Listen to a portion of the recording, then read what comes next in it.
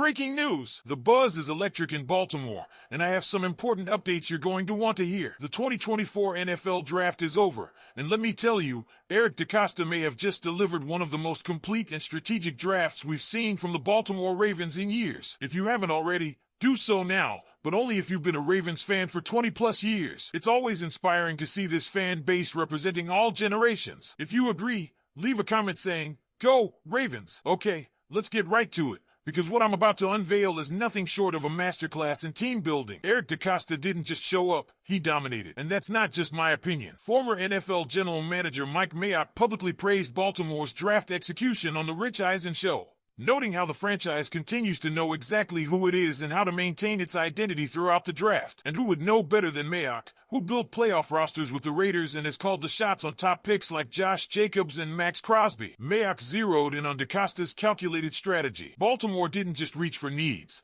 They stuck with the board, waited patiently, and trusted their process. That's a signature move rooted in the Ravens' legacy from the Ozzie Newsome era, a legacy DeCosta was immersed in and has now elevated to new heights. Just look at the track record. Since 2018, the Ravens' first-round picks include impact names like Lamar Jackson, Marquise Hollywood Brown, Patrick Queen, Rashad Bateman, Oday Foa, Kyle Hamilton, Tyler Linderbaum, Zay Flowers, and now in 2024, Nate Wiggins. Of those, half have become Pro Bowlers, and nearly 90% are current starters. That's elite-level consistency, unmatched across the league. And this year's haul? Phenomenal. Baltimore walked away with two top 15 talents in their first two selections alone, Malachi Starks and Mike Green. Starks, the dynamic safety out of Georgia, was taken at 27 but graded by many, including Bleacher Report, as a top 4 player in the draft. He's described as a Swiss Army knife in the secondary and drew comparisons to a shorter version of Jesse Bates. That's exactly the kind of defensive versatility that fits perfectly alongside Kyle Hamilton. Scouts raved about Starks' ability to play both nickel and safety,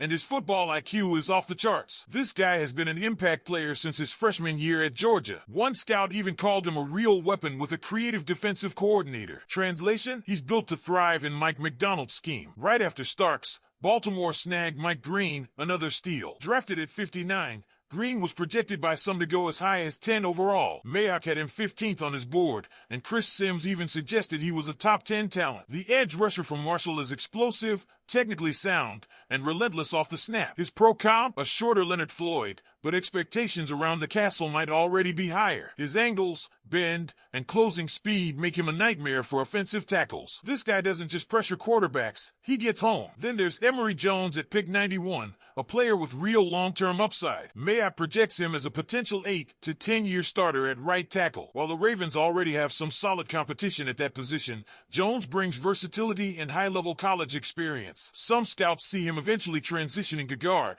but either way, that's a high-value pick in the 3rd round. Think about it. Baltimore is securing the future of its offensive line without having to break the bank in free agency. But DeCosta didn't stop there. He continued to find value deep in the draft. Players like Teddy Buchanan, an athletic linebacker who could push Trenton Simpson for reps, a tackle with the potential to replace Ronnie Stanley down the road, and Leonte Wester, a return specialist with serious juice. Wester could immediately boost the Ravens' special teams unit, providing field-flipping ability anytime he touches the ball. And let's talk about that final stretch of picks. This is where DeCosta truly flexed his draft acumen. The trio of Peebles, Longerbeam, and Dinger in the later rounds might go down as one of the strongest end-of-draft hauls we've seen from Baltimore in years. Peebles is an undersized defensive tackle with motor and twitch. Longerbeam offers size and technique from Rutgers, and Garrett Dinger shows promise at tight end or H-back. These aren't just throwaway 6th and 7th rounders. These are future contributors with real upside. Mike Mayock summed it up perfectly. This wasn't just a good draft, it was a Ravens draft. From the top-tier picks to the late-round gems, Baltimore stayed true to its identity. They didn't chase trends or panic over positional runs. They evaluated, trusted their board, and executed. Now,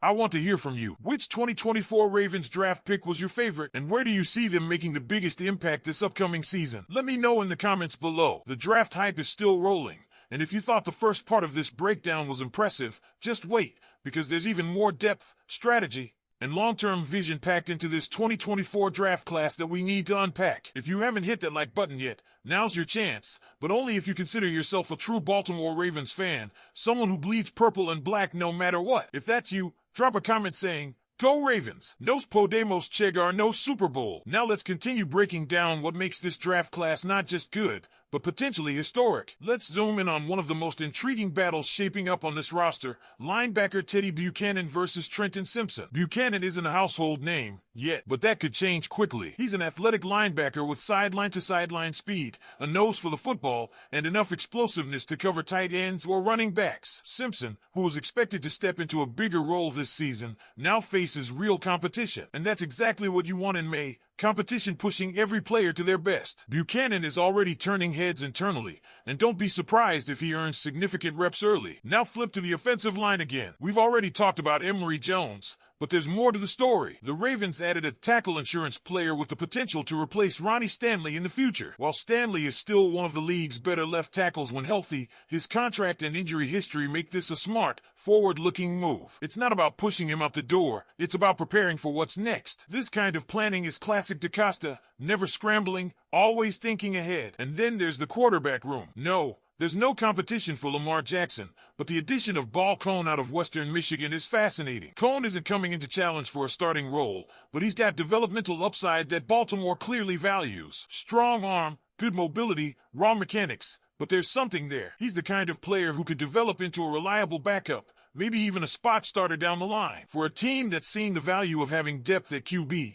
this was a sneaky smart late-round pick. Special teams, often overlooked by fans, was clearly a priority for Baltimore this year. Tyler Loop is now your starting kicker. That's no small deal. The Ravens are known for their excellence at the position, having had Justin Tucker as the gold standard. Loop's accuracy and poise under pressure will be watched closely, but the coaching staff believes in him. And alongside him, Leonte Wester could bring back some of that electric return game energy we've missed since the days of Jacoby Jones. Wester is dangerous in space, fearless, and has that it factor when the ball is in his hands. And again, we have to circle back to that final draft day stretch. Robert Longerbeam, Peebles, and Dinger. These picks weren't made for headlines, they were made for impact. Longerbeam's frame and footwork could translate into a strong developmental cornerback. Peebles brings a relentless motor and leverage technique that fits right into the Ravens' defensive line rotation. And Dinger, watch him closely in camp. He has the build and hands to become a key contributor, especially in short yardage or red zone packages. Baltimore didn't just draft starters, they drafted contributors, depth, special teams aces,